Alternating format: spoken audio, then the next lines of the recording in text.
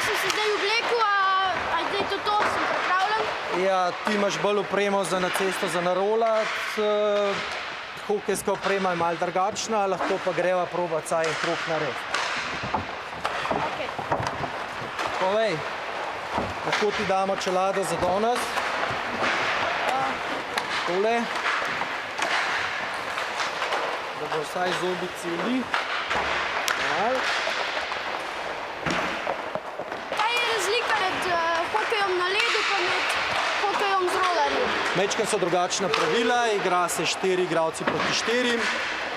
Hokej je 5 na 5, prepovedan položaj je drugačen, oprema je ista, razen rolerjev na mesto drsak. Pa lahko punce pa fantje skupaj igrajo?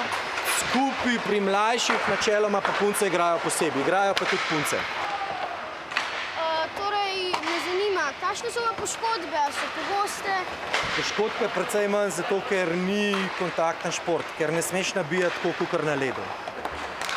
A so rolerji navadni, takali, a so kaj posebni? Načeloma so posebni rolerji, brez bremze je bistvena razlika, to pa zato, ko lažje nazaj rolaš, da na hrbet ne padeš.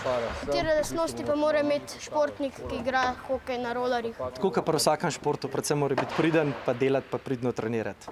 Torej, tudi jaz lahko postanem pač igralec. Seveda, vsak lahko začne. Pri katerih letih pa jaz lahko to začnem, recimo? Začnejo pri 4 letih ali pa kakšen let kasneje. Če si pa starejši, pa tudi ni nič narobe. Imamo fante, ki so začeli tudi pri 14-15.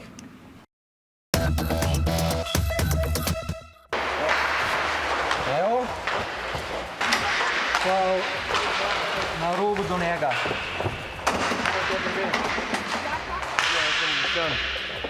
Sporiš? Pa probo. Ja, pa je